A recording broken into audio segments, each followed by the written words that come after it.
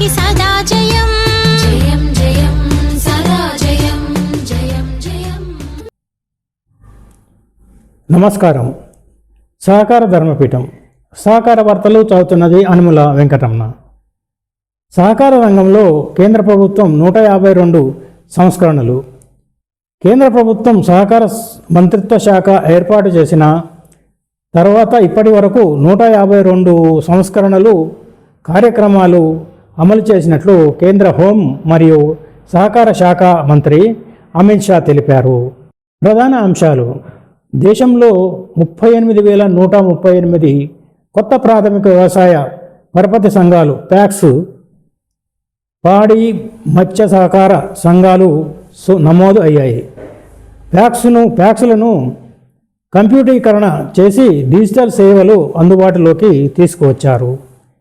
వేలాది ప్యాక్స్లు common service సెంటర్లుగా CSCలుగా పనిచేస్తూ గ్రామీణ ప్రజలకు 300 వరకు పైగా ప్రభుత్వ సేవలు అందిస్తున్నాయి.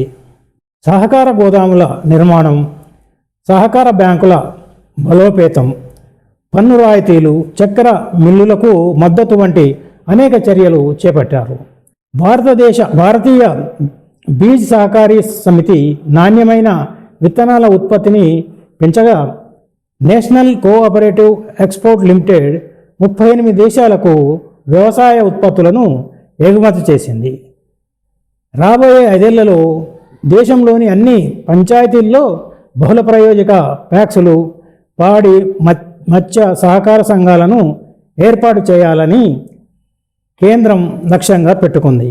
అయితే ఉపాధి కల్పన, గ్రామీణాభివృద్ధి, రైతుల ఆదాయం పెంపులో సహకార సంస్థల పాత్రపై ఇప్పటి వరకు ప్రత్యేక అధ్యయనం జరగలేదని కేంద్ర ప్రభుత్వం తెలిపింది.